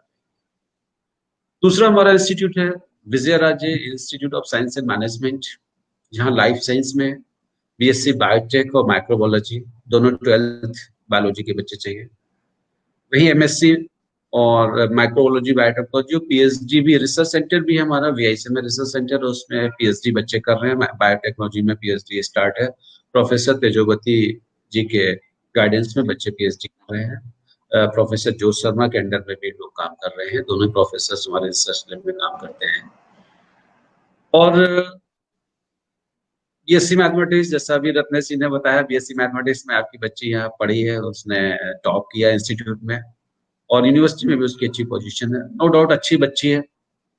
जब उसके पापा अच्छा मैथमेटिक्स पढ़ाते हैं तो बच्ची भी अच्छा पढ़ती है। कभी मतलब क्लास में ऐसा नहीं लगा कि बच्ची इधर उधर घूम रही है, कुछ कर रही है, पढ़ाई के लिए डिवोटेड है। वो अच्छा करेगी, भविष्य में भी अच्छा करेगी, आगे जाएगी। तो बीएससी मैथमेटिक्स भी है, बीएससी कंप्यूटर साइंस भी है, और आपका BCom, MCom, B lib, M lib, BA, ये सारे कोर्सेज मैं रन कर रहा हूँ। क्योंकि देखिए, जब आपको ये कोर्सेज, लोग ये मानते हैं कोर्सेज की क्या इंपॉर्टेंस है, मैं कहता हूँ आज की सिनेरियो में ये कोर्स बहुत अच्छे हैं। मैं जैसा शहर में देख रहा हूँ, मैं उस वक्त 97 में इंजीनियरिंग में पढ़ा रहा था, और आज भी जो हमारे साथी पढ़ा रहे हैं उनसे मेरा डिस्कशन चलता रहता है। आपने बी कर लिया, बी करने के बाद क्या किया, पुलिस में सिपाही बन गए। बी करने के बाद यहाँ बच्चे मुझसे पूछते सर बीएड हो जाएगी, डीएड हो जाएगी, फिर आपने बी क्यों किया? आप बी करने के बाद अगर आप सिविल सर्विस में जाते हैं, आईएएस, आईपीएस, स्टेट सर्विसेज में जाते हैं, अच्छा लगता है, चलो ठीक है, टेक्नोक्रेट्स वहां पहुंचता है। क्योंकि एक प्रशासनिक अधिकारी के लिए तो सारे डिपार्टमेंट में उनको सारे डिपार्टमेंट देखने होते हैं, और उसके लिए कोई एक स्पेसिफिकेशन नहीं होता है। एसडीएम तो हर एक डिपार्टमेंट के लिए है, कलेक्टर तो हर डिपार्टमेंट के लिए है, तो उनके लिए तो अच्छा है, वो किसी भी स्ट्रीम से कोई भी जा सकता है, वहां पे हर एक के लिए ओपन है। लेकिन अब आपको टीचिंग करना था तो फिर भी आपने क्यों की? तो मेरा मानना है कि जिन बच्चों को सिविल सर्विस में जाना चाहते हैं या फिर वो बैंकिंग सेक्टर में, इंश्योरेंस सेक्टर में, रेलवे में कहीं भी जाना चाहते हैं, तो ऐसे बच्चों के लिए ये, या टीचिंग में ही आना चाहते हैं, तो बीकॉम एमकॉम बहुत अच्छा है। बीकॉम एमकॉम कर लीजिए, 5 साल में हो जाएगा, पैसा भी आपका कम खर्च होगा, समय भी कम खर्च होगा, और आप 5 साल में मास्टर्स हो जाएंगे, 3 साल में आप ग्रेजुएट हो जाएंगे। कॉमर्स ग्रेजुएट के बाद आप चार्टर्ड अकाउंटेंट भी बन सकते हैं, कंपनी सेक्रेटरी बन सकते हैं, सिविल सर्विस में भी जा सकते हैं। इसके बाद किसी क्लरिकल जॉब में अगर आपको जाना ही है, अगर पुलिस में सिपाही बनना, पटवारी बनना है, टीचर बनना है, तो इसके बाद आप बीएड कर लीजिए, डीएड कर लीजिए, जो भी आप कर सकते हैं। मेरी समझ से मैं फिर कह रहा हूँ, वो भटक भटक के रास्ता फिर अपने डेस्टिनेशन से पहुंचने से अच्छा है कि हम पहले ही एक सही रास्ते पे चले ना, और किसी एक से रास्ता नहीं पूछना चाहिए। रास्ता आपको कई लोगों से पूछना चाहिए, 2-3 लोगों से पूछने के बाद ही आप वहां से आगे बढ़े, और फिर अगर डाउट है थोड़ा आगे जाके फिर पूछ लीजिए कि मैं सही जगह जा रहा हूँ नहीं जा रहा हूँ। तो मेरा अपना ये विचार है कि आपको अगर आना है तो बीए बीकॉम आपको करना चाहिए। बीए करके आप एमए कर सकते हैं, आप बीकॉम कर सकते हैं, हमारे वीआईएसएम में बीकॉम भी है, बीए भी है, बीएससी मैथमेटिक्स भी है, बीएससी मैक्रोलॉजी भी है, बीएससी बायोटेक्नोलॉजी भी है, फिर इसके बाद एमएससी भी है, एमकॉम भी है, बीलिव कर सकते हैं। अगर आपको इंफॉर्मेशन टेक्नोलॉजी लाइब्रेरी में काम करना है तो बीलिव एमडी भी कर सकते हैं। ये सारे कोर्सेज हम वीआईएसएम में चलाते हैं। इसके बाद हमारा तीसरा इंस्टीट्यूट है Vijay Raje college of education. Vijay Raje college of education में बीएड, बैचलर और डिप्लोमा, जिसको डीएड यूपी में बीटीसी कहते हैं, या उसको डीएड कहते हैं, डीएलएड भी बोलते हैं कई लोग। तो प्राइमरी एजुकेशन अगर आपको करनी है, 12th पास है, तो आप 12th पास करने के बाद डिप्लोमा इन एजुकेशन डीएड कर सकते हैं। वो भी अच्छा है स्कूल्स के लिए, और खासतौर से गर्ल्स के लिए, अगर स्कूल्स में टीचिंग करनी है तो आप स्कूल टीचिंग कर सकते हैं। अगर आपको इंटरमीडिएट में टीचिंग करनी है तो आप बैचलर ऑफ एजुकेशन बीएड कर सकते हैं, वो भी हमारे विजय राजे कॉलेज ऑफ एजुकेशन बीआईएसएम का इंस्टीट्यूट है, आप उससे कर सकते हैं। चौथा हमारा इंस्टीट्यूट है जय institute of pharmaceutical sciences and research, 2019 से हमने स्टार्ट किया है। उसमें आपका डी फार्मा और बी फार्मा, इसके लिए है फिजिक्स, केमिस्ट्री, मैथमेटिक्स और बायोलॉजी, पीसीबी या पीसीएम, दोनों ही स्ट्रीम में से आपकी कोई भी स्ट्रीम है वो आपकी फार्मेसी कर सकती है। अच्छा कैरियर है फार्मेसी में भी, मैं कह रहा हूँ हेल्थ सेक्टर में अभी बहुत काम होना है, इसलिए अगर आपको हेल्थ सेक्टर में या मेडिकल साइंस में काम करना है, फार्मेसी बेटर है, अच्छा है।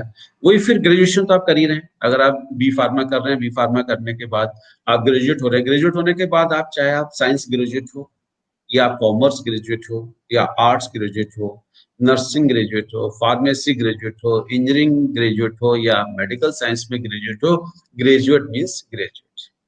चीफ मिनिस्टर चाहे मध्य प्रदेश के हों, चाहे उत्तर प्रदेश के हों, चाहे उत्तराखंड के हों, चाहे छत्तीसगढ़ के हों, किसी भी स्टेट का चीफ मिनिस्टर हो, अगर वो बैठने की रो आती चीफ मिनिस्टर बैठेंगे तो उस रो पे चीफ मिनिस्टर ही बैठेंगे, कोई और नहीं बैठेगा।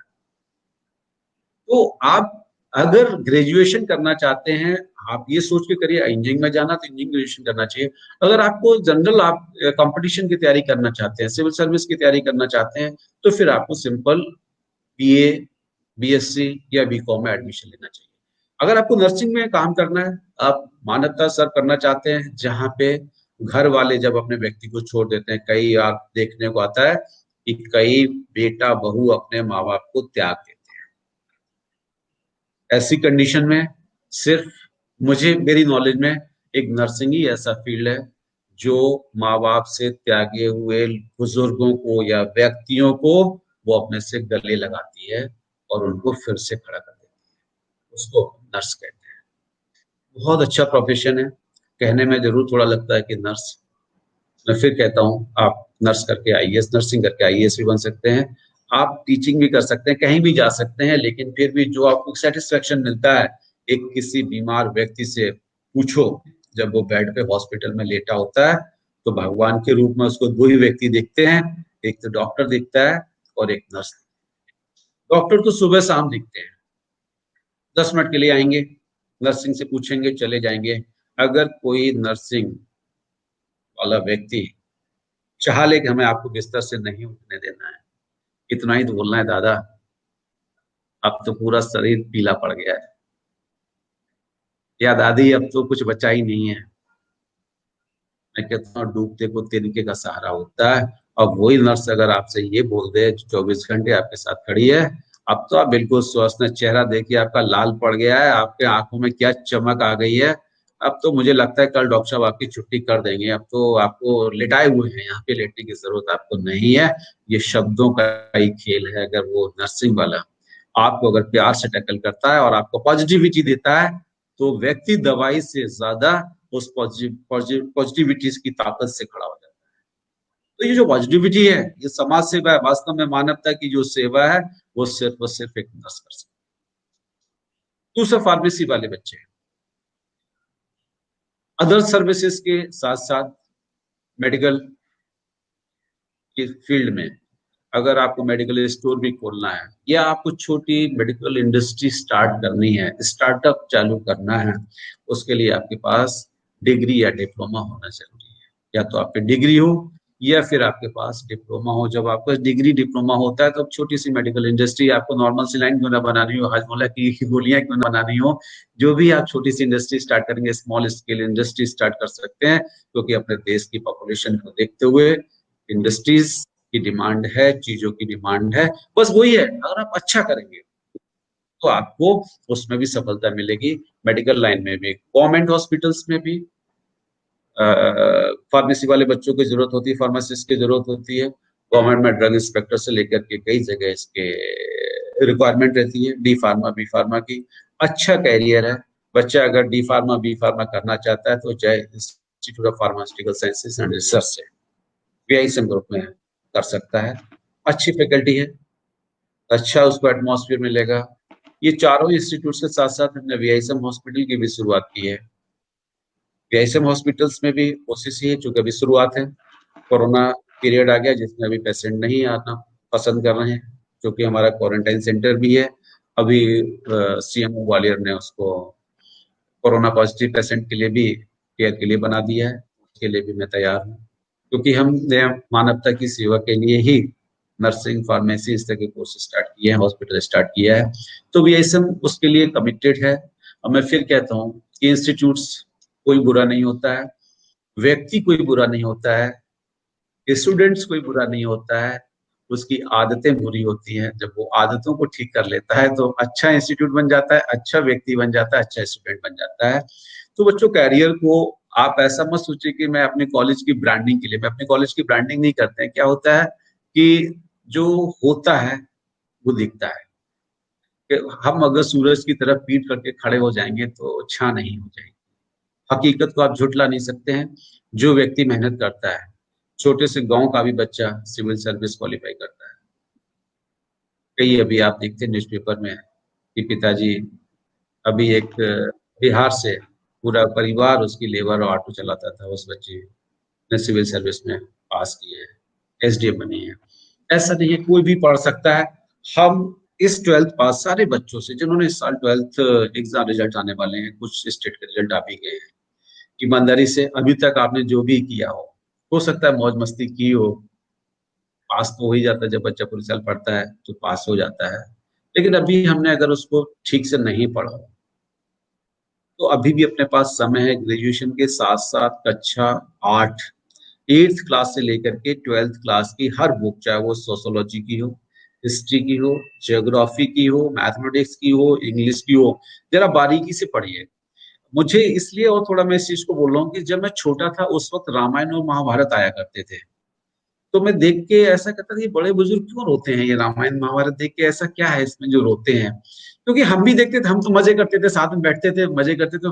घर वाले टोकते थे, चुप बैठो, बोलोगे नहीं, बात नहीं करोगे।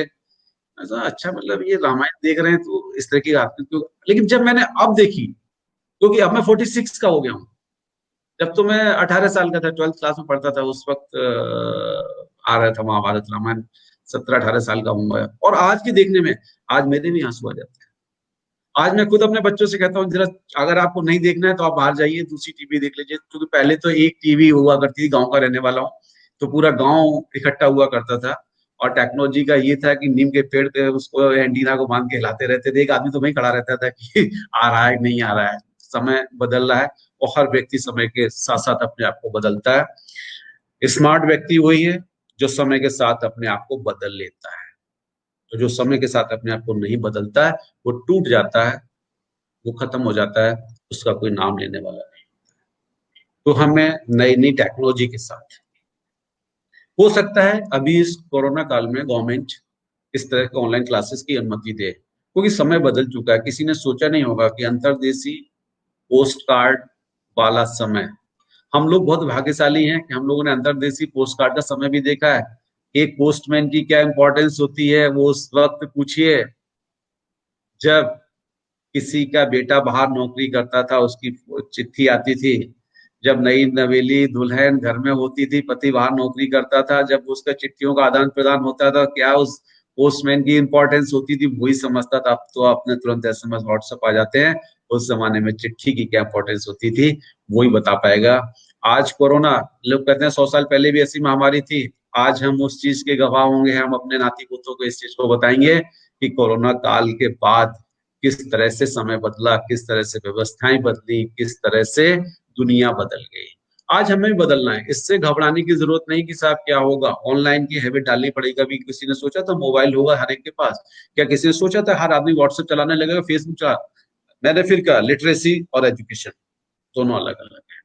लिटरेसी ठीक है, बहुत अच्छा, आपने ग्रेजुएशन कर लिया, PG कर लिया, जो भी कर लिया, लेकिन हमारे बुजुर्ग तो नहीं स्कूल जाते थे लेकिन वो एजुकेटेड थे, बहुत समझदार थे, बहुत अच्छा। आप लिटरेसी आपकी बहुत अच्छी, एजुकेटेड नहीं है तो आपकी कोई कीमत नहीं, दोनों बराबर चाहिए। तो बहुत से ऐसे लोग हैं जिनको अंग्रेजी पढ़ना नहीं आता। छोटा बच्चा अपने हर वीडियो गेम खेल लेता है, उसको जो खेलना होता है उसको ABCD नहीं पता होती है। ऐसे ही आज हर कोई मोबाइल पे काम करने लगा है, आज हर कोई मोबाइल से अपने संदेश भेजने लगा है। जरूरी नहीं वो ग्रेजुएट होके आया हो या किसी अच्छे स्कूल में पढ़ के आया हो, सब्जी वाला भी व्हाट्सअप कर लेता है आज की डेट में, वहां से भेज देता है, देख लो साहब लौकी ऐसी है, चाहिए क्या आपको, या सब्जी ऐसी चाहिए कि आपको, वहीं से दिखा देता है वीडियो कॉलिंग करके। समय बदल रहा है, हमें भी बदलना पड़ेगा इस कोरोना काल में।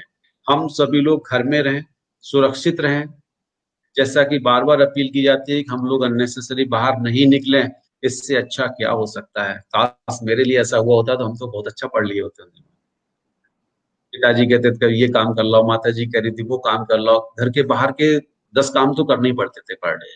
आज वही माँ बाप बोलते नहीं बेटा कहीं मत जाओ, घर में बैठो, आपको कहीं आना जाना नहीं है। रिश्तेदार घर में नहीं आते हैं, पहले तो दिन में बड़ा परिवार है, 4-5 रिश्तेदार को तो आना था ही, उनके लिए चाय नाश्ता नमकीन बिस्किट लगना ही था। आज कोई आपको डिस्टर्ब करने वाला नहीं है, पड़ोसी भी याद कर रहा है, वो भी आपके घर में नहीं आ रहा है। तो बच्चों इस समय का सदुपयोग करिए कि आपके घर में कोई डिस्टर्ब करने वाला नहीं है, पड़ोसी भी आने वाला नहीं है, रिश्तेदार भी आने वाला नहीं है। आपके पास आपका टीचर आया हुआ है, ऑनलाइन आया हुआ है, ऑनलाइन आप उससे डिस्कशन कर सकते हैं, ऑनलाइन आप क्वेश्चंस कर सकते हैं, ऑनलाइन आप उससे बात कर सकते हैं। सारे डाउट्स अगर मोबाइल पे कम्युनिकेशन हो सकता है, सेटिस्फेक्शन हो सकता है, चिट्ठी जा सकती है, चिट्ठी आ सकती है, तो मोबाइल पे पढ़ाई भी संभव है। थोड़ा अटपटा सा लगेगा, छोटी सी स्क्रीन।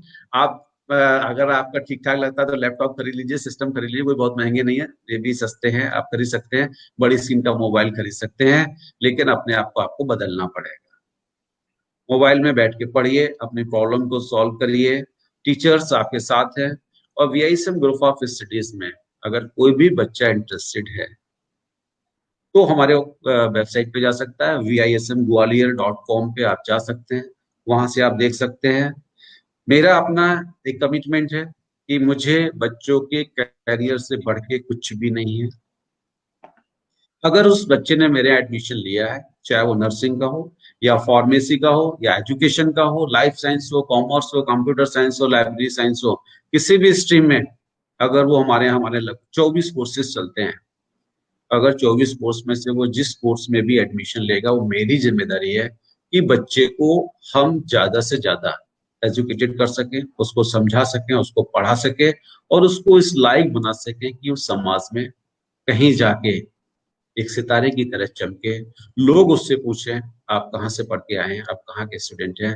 तो मुझे भी बड़ा प्राउड होगा जब वो बोलेगा कि हाँ मैं VISM ग्रुप का स्टूडेंट। तो VISM ग्रुप एक पूरी व्यवस्थाओं के साथ, हमारे पास 4 अलग अलग प्रिंसिपल्स हैं, हर इंस्टीट्यूट का एक प्रिंसिपल है।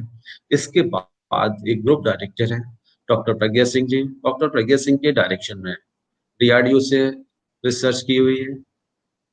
खुद प्रज्ञा सिंह ने आके यहाँ पे रिसर्च लैब स्थापित की है। बायोटेक्नोलॉजी, माइक्रोबायोलॉजी का भी अप्रूवल मिलने वाला है। डायरेक्टर वॉच करता है तीनों प्रिंसिपल्स को और HODs को एक पूरा सिस्टम के साथ, जिससे कि कहीं कोई गलती नहीं रह जाए।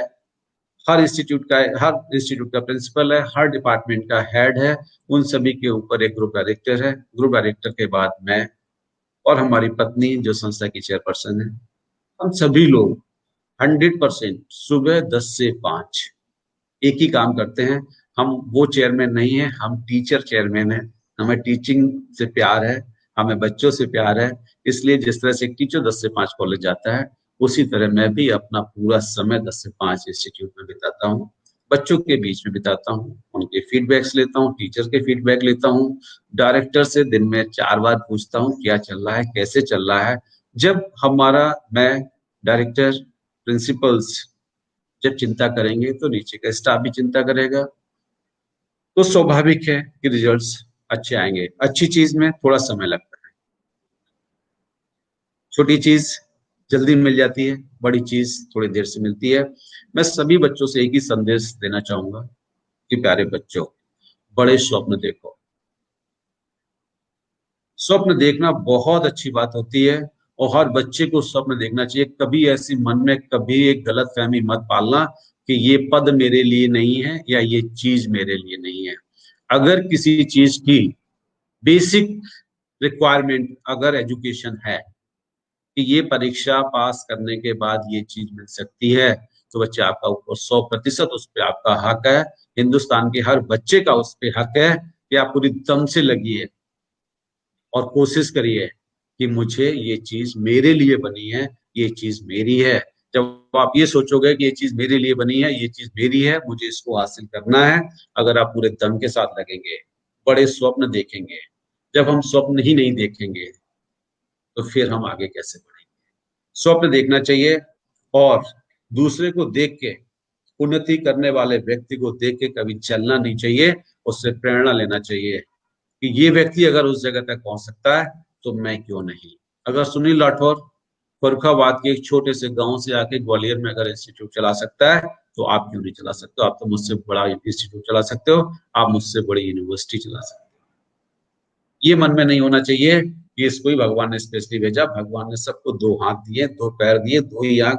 किसी के आप देखेंगे कि इस 6x6 के चेहरे में भगवान ने सबके लिए इक्वल बनाया है। और बात सिमिलरिटी की कहते हैं ना, जहां हम लोग, आप देखिए कौन सी मैथमेटिक्स है उनके पास। हम लोग 1 2 3 4 5 n, फिर 2n, फिर n स्क्वायर, रत्नेश जी n स्क्वायर आ जाता है। फिर हम मतलब उस चीज को रिपीटिशन है, लेकिन उसकी कौन सी मैथमेटिक्स है, कौन सी सीरीज है, कौन सी एपीजीपी है, भगवान जाने कौन सा वो है कि 6x6 के फेस में हर व्यक्ति नाम से जाना जाता है। अदरवाइज अपने पास भी नंबर पड़ा होता। सुनील राठौर यूपी का है, यूपी 93 फर्रुखाबाद वाला, जो ग्वालियर में पैदा हुआ है तो MP 07 वाला ही है। व्यक्तियों के भी नंबर होते हैं, इसलिए उस प्रभु पे आस्था रखिए, उस प्रभु को नतमस्तक होइए कि जिसने एक ऐसा व्यक्तित्व बनाया है कि हर व्यक्ति नाम से जाना जाता है। किसी की नाक पीछे नहीं होती, किसी की नाक छत पे नहीं होती है, किसी की आंखें आगे पीछे नहीं होती हैं, हर जगह फिक्स है, फिर भी हर व्यक्ति अलग है।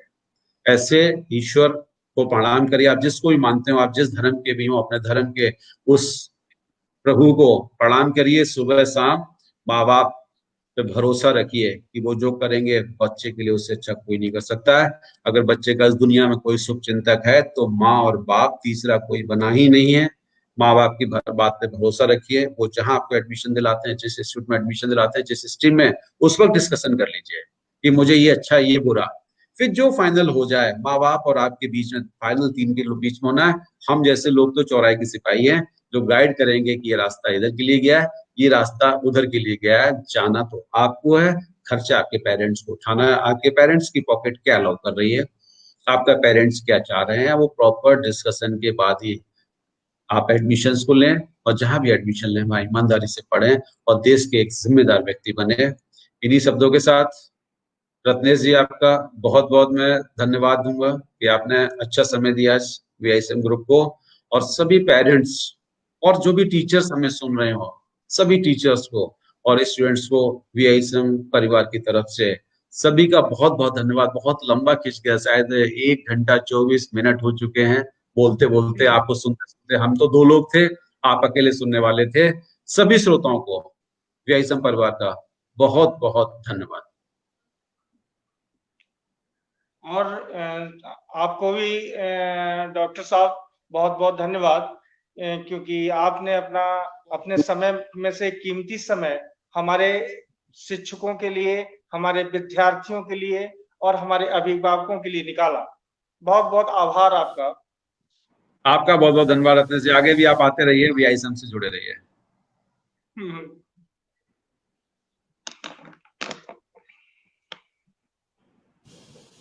आज हमारे बीच मौजूद मार्गदर्शक की भूमिका निभाने वाले हमारे दोनों ही experts, doctor Sunil Kumar Singh Rathore sir, chairman VISM group of studies, और रत्नेश सिंह राठौर सर,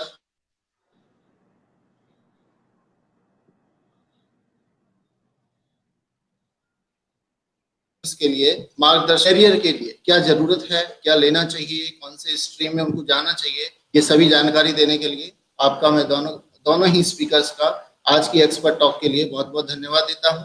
मैं धन्यवाद देना चाहूंगा